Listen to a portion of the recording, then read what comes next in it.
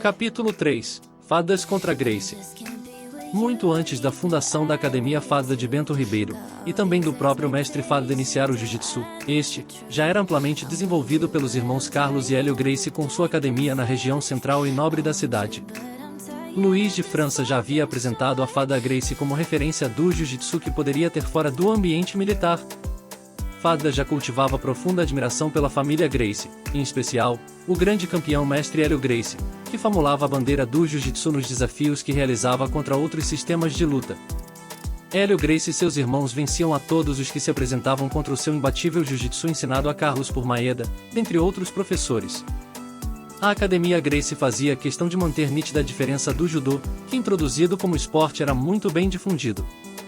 O Judô, trazido pelos japoneses, precedia o Jiu-Jitsu que Carlos treinara e aprendera, pois foi justamente para divulgação no Brasil, por chancela do mestre de Jiu-Jitsu Jigoro Kano, que se apresentavam os japoneses, a fim de ensinar o denominado sistema de Jujutsu de Kano, a nome que antecedia e viria a ser reconhecido futuramente como Judô. Fada se espelhou na forma que os Gracie divulgavam o Jiu-Jitsu, com desafios e vitórias contra outras artes marciais. Mas percebia que o caminho a ser traçado era outro, já que sua metodologia pedagógica e formas de divulgar seu trabalho aos demais estilos de luta era uma marcante escolha de palavras e gestos de cordialidade e respeito, reflexo de seus ensinamentos familiares deixados por seu pai João Batista e os sublimes conceitos filosóficos deixados por Luiz de França na Marinha. Fada, sem recursos de propaganda e investimento, acreditava que a principal forma de divulgação seriam os resultados obtidos por seus alunos. O Jiu-Jitsu aprendido com Luiz de França tinha um outro viés de desempenho e muito similar às origens fundamentais e filosóficas orientais, focava a disciplina, espírito de cidadania, saúde física e mental de seus praticantes, bem como resultado, um eficaz sistema de defesa e ataque para combates de cunho bélico-militar. Um Jiu-Jitsu muito próximo do original apresentado pelos militares japoneses Sada Miyako e Kakirara na Marinha de 1908. A integridade, coragem, compaixão, respeito, honestidade, honra e lealdade. Fada motivado a desenvolver o método aprendido, e a partir da fundação da Academia Fada de Bento Ribeiro, em 27 de janeiro de 1950, passou a apresentar ao público seu sistema de Jiu-Jitsu. Fada fazia com que a arte alcançasse outros segmentos da sociedade mais humildes que não tinham acesso ao conhecimento e também apresentava aos demais uma visão diferente da arte. Pois muitas pessoas não percebiam que o Jiu-Jitsu era muito mais que uma luta de combate, achando o Jiu-Jitsu violento e não indicado para outros fins. Nas apresentações e combates contra outras artes marciais, foi percebido que ambos os estilos de Jiu-Jitsu, Fada e Gracie, tinham origens do mesmo Jiu-Jitsu ensinado pelos japoneses, porém cresceram em rações, tempos e condições diferentes. Cada um com uma performance que os caracterizava distintamente, mas ainda assim, em um contexto geral, basicamente iguais. Fada via sempre grandes vitórias destacadas nas mídias e veículos de comunicação, a família Gracie referenciada como representante única e exclusiva do Jiu-Jitsu. Hélio Gracie e Carlos Gracie, por mais que já conhecessem Oswaldo Fada e sua família, desconsideravam a possibilidade de existência de uma outra fonte de ensino do Jiu-Jitsu no Rio de Janeiro que não fosse através da Academia Gracie. Foi quando, em uma atitude ousada de Oswaldo Fada, em 1955, promovendo uma nota pública no Jornal Diário da Noite de sexta-feira 14 de janeiro de 1955, o grande mestre Fada, de forma respeitosa porém contundente, desafiou a Academia Gracie a um combate de Jiu-Jitsu entre seus alunos. Desejo que meus alunos enfrentem os da Academia Gracie, e quero tornar público através da imprensa esse desafio. Mesmo tratando-se da academia tradicional e poderosa que é a dos Gracie. Respeitamos como incomparáveis adversários, porém não os tememos. Venho preparando, racional, metódica e convenientemente meus alunos no mesmo estilo de luta, e por isso mesmo, embora não tenha pretensão de levá-los como vencidos, pois famosos lutadores, mundialmente conhecidos, nunca o fizeram. Tenho, no entanto, minhas esperanças. Dirijo uma academia modesta, onde os alunos não têm complexos, mas se não lograrmos êxito nas lutas, isto será uma das contingências do esporte. Disponho de cerca de 20 alunos para os encontros. É competindo, enfrentando adversários desta envergadura que podemos avaliar a evolução e o aprimoramento de nossos conhecimentos. Aguardo resposta da Academia Gracie determinando dia e hora para a realização dos embates. Quanto ao local deixo a critério dos Gracie. Hélio Gracie viu a oportunidade de fazer com que seus alunos praticassem e competissem o Jiu-Jitsu, que não com seus próprios alunos lutando entre si, algo que causaria certa estranheza sendo teoricamente os únicos a praticar, já que para ele a única fonte da luta era na Academia Gracie. Hélio Gracie sempre gostou de desafios e desconhecia o jiu-jitsu de seus oponentes. Aceitou, porém meio incrédulo em um jiu-jitsu que pudesse ao menos se aproximar do que era desenvolvido por sua academia. Mas ainda assim cordial e respeitosamente como sempre se dirigiu a Fadda, respondeu o desafio publicamente. Para ser franco, fiquei impressionado com a maneira cavalheiresca e desportiva como fomos desafiados. Foi um desafio em termos elegantes e desportivos que surpreendeu-me bastante, isto porque tenho sido constantemente desafiado, e na maioria das vezes, os termos empregados revelam despeito, antidesportividade, tendo como único objetivo ferir-me moralmente. Apesar de não subestimar nossos adversários, tenho inteira confiança em meus discípulos. Quanto ao resultado final, não posso, nem me é lícito prevê-lo.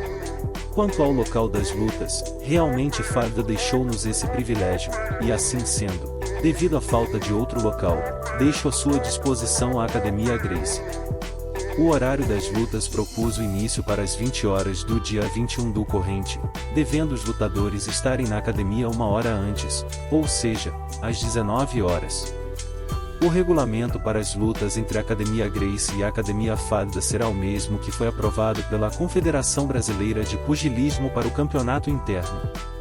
Ao verificar a pronta resposta pública de Hélio Gracie, Fadda com muita alegria e entusiasmo tinha a oportunidade de trazer à tona uma outra visão do jiu-jitsu que não a Gracie.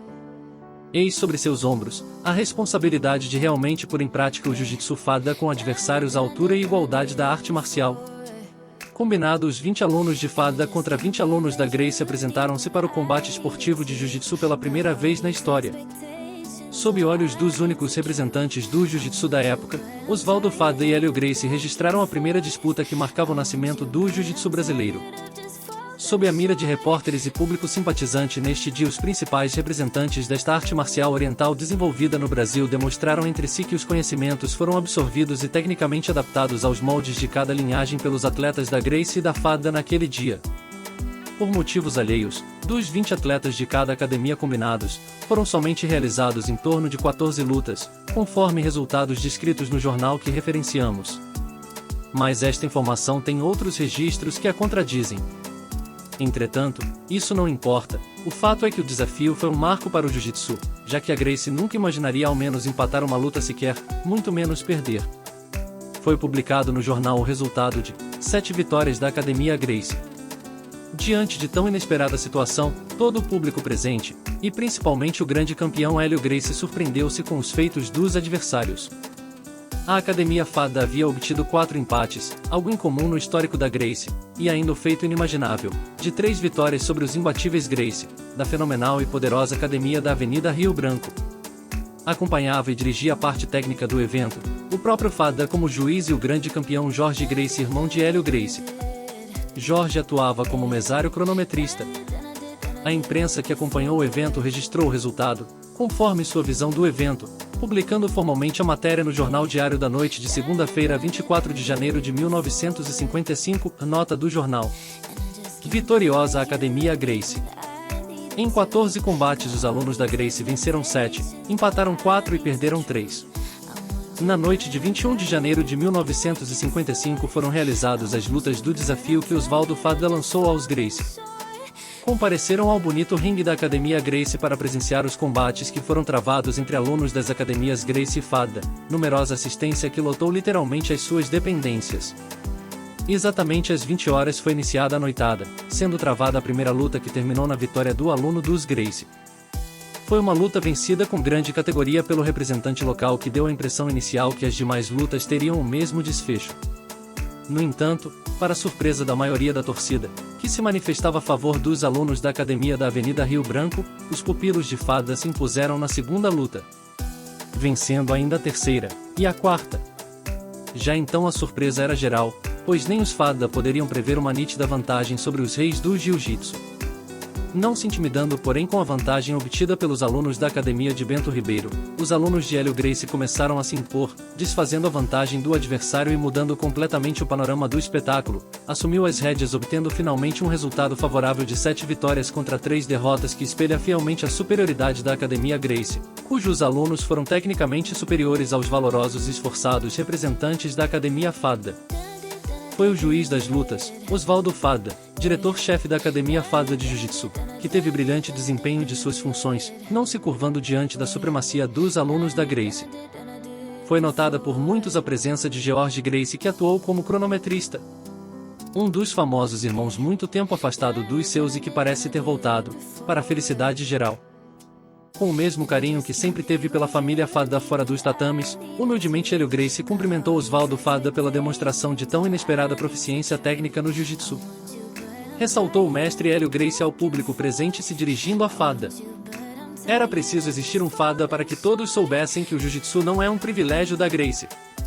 Ao final do evento, os Faddas receberam a alcunha de sapateiros, já que as técnicas de chaves de membros inferiores eram pouco conhecidas por seus adversários. O começo das lutas, com a admirável habilidade dos Fadda em projetar e lutar em pé, já impactavam seus adversários. O início dos combates já garantia vantagem psicológica aos Fadda sob o abalo de seus adversários, independente se no decorrer houvesse vitória ou derrota.